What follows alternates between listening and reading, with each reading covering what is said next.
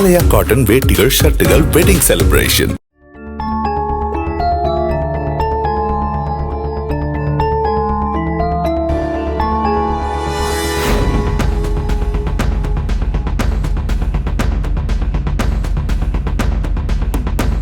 சேலம் இரும்பாலை அருகே உள்ள தோப்பூர் கரட்டு பகுதியில் தலை துண்டிக்கப்பட்ட இளைஞரின் சடலம் ஒன்று அழுகிய நிலையில் கண்டெடுக்கப்பட்டது.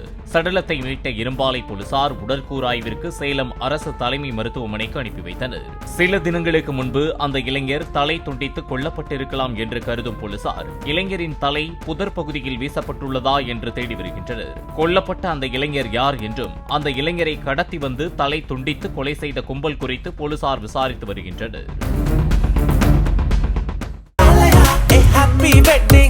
ஆலயா காட்டன் வேட்டிகள் ஷர்ட்டுகள் வெட்டிங் செலிப்ரேஷன்.